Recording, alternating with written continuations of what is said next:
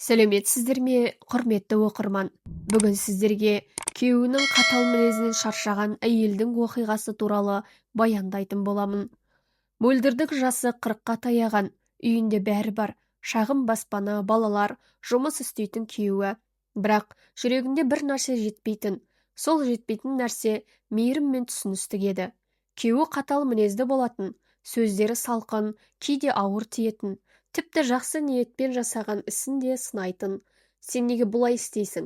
Неге дұрыс қарамадың? Деп дауыс көтергенде мөлдірдің жан дүниесі дір ете қалатын. Ол үндемейтін, тек ішінен сөйлейтін. Мен неге қарсы жауап қайтармаймын? Неге жүрегімді осылай жаралатуға жол беремін? Мүмкін менің кінәм бар ма? Кешкісін балалар ұйықтап кеткенде мөлдір жастығын құшақтап үнсіз жылайтын. Ол жылағанда тек көзінен жас ақпайтын. Бірге жүрегінің ауырлығы да сыртқа шыққысы келетін. Бірақ бір күні ішкі дауысы қаттырақ шықты. Мөлдір, сенің өмірің өзгеруі мүмкін. Бірақ сен өзгеруді өзіңнен бастауың керек. Алдымен жүрегіңді сауықтыр. Аллаға жалбарын, өзіңді тыңда. Өміріңді басқа арнаға бұруға күшің бар. Мөлдір ойланып жатты. Мен шынымен бақытсыз әйелмін бе? Мен неге қорқамын? Егер мен өзгерсем, бәрі өзгере ме? Бұл сұрақтар оның ішкі әлемін дүр сілкіндірді. Жауап әзірше табылмаса да жүрегінде үміт оты жылт етті. Өзгеріс бастау керек. Таңертең үйіндегілердің бәрін шығарып салып мөлдір жалғыз қалды. Терезенің алдында біраз үнсіз тұрды. Кеше түнде өзіне қойған сұрақтар қайта ойына оралды. Мен неге әрдайым үндемей қаламын? Қорқамын ба? Әлде үйдің тыныштығы үшін бе? Ол қолына Құран алып жайлап ашты.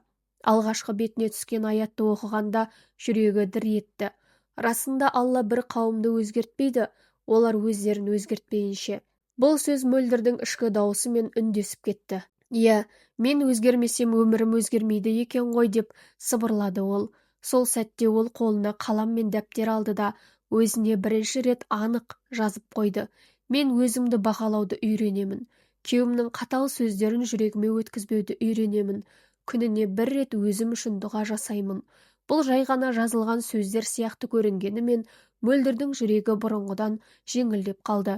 Түскі шайды дайындап жүріп, ол тағы да ішкі әңгімеге берілді. Менің өмірімде не жетіспейді? Құшақ, жылы сөз, мейірім, бірақ оны бірінші өзімнен бастауым керек шығар. Көңілінде кішкене жылулық пайда болды. Бұл алғашқы қадам еді. Кешкісін Арман жұмыстан шаршап келді. Әдеттегідей қатаң дауыспен ас дайын ба деді. Бұрын болса, мөлдірдің жүрегі зу етіп, қорқыныш пен ашудың аралас күйін сезінер еді. Бірақ бүгін ол өзіне іштей сыбырлады. Тыныш бол, сен эмоцияңды басқара аласың. Ол терең дем алды да жай ғана, иә дайын, қазір әкелемін деді. Арманның жүзінде бір сәт тосындық байқалды. Өйткені әдетте мөлдірдің үнінде реніш не жасқаншақтық сезілетін. Ал бүгін оның үні сабырлы еді. Тамақ үстінде мөлдір іштей тағы өзін бақылады. Мен не сезініп отырмын? Қорқыныш па әлде тыныштық па? Жүрегінің дүрсілін тыңдай отырып, ол бір сәт өзін сырттан көргендей болды. Эмоциямды ұстай аламын деді іштей. Кешкі шайдан кейін Арман тағы бір қатқыл сөз айтты. Бұрын болса мөлдір жылап қоя берер еді. Бірақ ол жай ғана, Арман, сен шаршағансың ғой, бәрі дұрыс болады деп жымиып қойды. Бұл сөз Арманға да, мөлдірге де күтпеген әсер етті. Ер адам үнсіз қалды, ал әйелдің жүрегінде кішкене мақтаныш сезімі пайда болды. Мен өзгеріп келемін. Таңертең ерте мөлдір айна алдында тұрды. Әдетте өзіне сын көзбен қарайтын, шаршаған, сәтсіз әйелмін деп ойлайтын. Бірақ бүгін ол басқа сұрақ қойды. Мен кіммін? Арманның сөзі ме әлде Алланың жаратқан жарық жанымын ба? Ол қолына дәптер алды да өзінің бойындағы жақсы қасиеттерді жаза бастады. Мейірімдімін, балаларыма жылу сыйлай аламын, шыдамдымын, үнемі ізденемін. Бұл қарапайым жазбалар оның жанын жылытып жіберді. Күннің ортасында мөлдір өзін жаңа әдіспен сынады. Арман тағы да қатқыл сөйледі. Бірақ мөлдір іштей тоқтады да, менің құндылығым оның сөзінде емес, менің құндылығым менің ішкі жүрегімде деп қайталады. Сол сәт ол бұрынғыдай қорықпады, тек сабырмен жауап қатты. Арман, сенің шаршағаныңды түсінемін, бірақ мен де адаммын. маған да демеу керек. Бұл сөзді айтқан соң мөлдірдің жүрегі дүрсілдеп кетті, бірақ ол өзіне іштей риза болды. Сол түні ол төсегінде жатып, мен баяғы әлсіз әйел емеспін, менің үнім бар, менің жүрегім бар, мен өзгеріп келемін деп ойлады. Күндердің бір күні Арман жұмыстан кеш келді. Әдеттегідей қабағы қатып тұрды. Үйдің іші тыныш, бірақ мөлдір бұрынғыдай қорқып емес сабырлы қалыпта күтіп отырды. Ол Арманға асығыс тамақ қоймай, алдымен жай ғана былай деді: Арман, шаршағаныңды көремін, бірақ бізге сөйлесу керек. Біз бір-бірімізге жара салмай, шипа болуымыз керек қой. Бұл сөз Арманға тосын болды. Бұрын мөлдір тек үндемей, не жылап отыратын, ал қазір оның үні өзгеше шықты, сенімді бірақ мейірімді. Арман бір сәт үнсіз қалды. Қолындағы қасықты үстелге қойып, мөлдірге қарады. Көзінде таңданыс бар еді. Сен өзгеріпсің, деді ол күбірлеп. Мөлдір іштей терең тыныс алды. Иә, мен өзгеріп келемін. Өзімді іздеп жүрмін, деді ішінен. Кешкісін ол күнделігіне жазды. Мен алғаш рет Арманның қабағының артындағы шаршауды көрдім. Оның қаталдығының түбінде әлсіздік жатыр екен. Бұрын оны тек жау көретінмін, ал қазір адам екенін сездім. Бұл түсінік оның жүрегіне жеңілдік сыйлады. Ол өзін ғана емес, күйеуін де жаңадан тануға кірісті. Мөлдір енді бұрынғыдай үнсіз жыламайтын, кінәлі сезіммен өмір сүрмейтін болды. Ол күн сайын таңертең айнаға қарап, өзіне сұрақ қоятын әдет шығарды. Мен бүгін қандай әйел боламын? Қорқақ па, әлде жүрегі мейірімге толы жан ба?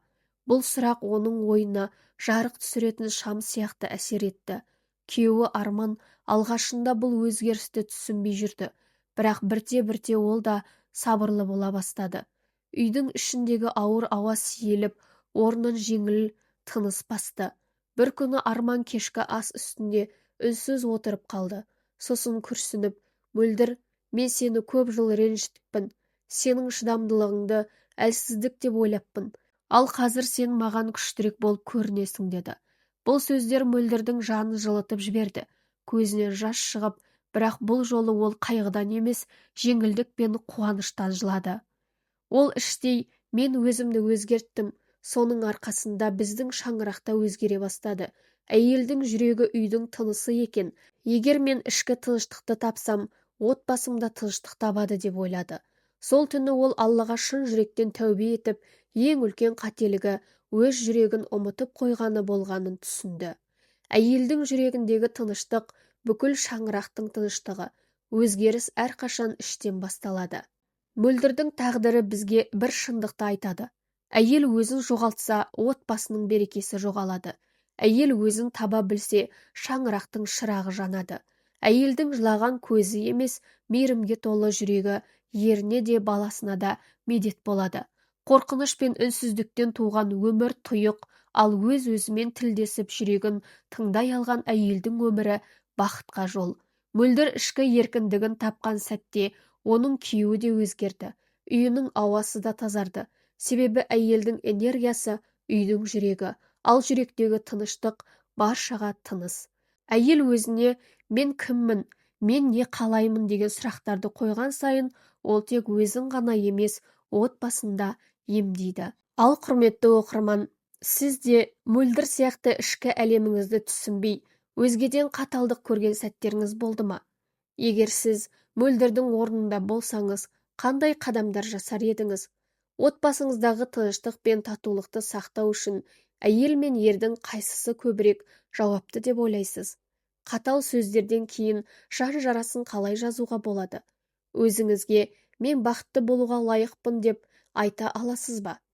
Мөлдірдің ең үлкен қателігі неде деп ойлайсыз? Үндемей төзе беру ме, әлде өз ойын дер кезінде жеткізбеу ме? Сіздің ойыңызша, ер адамның қатал мінезі махаббатқа зиян келтіре ме, әлде оны сақтап қала ма?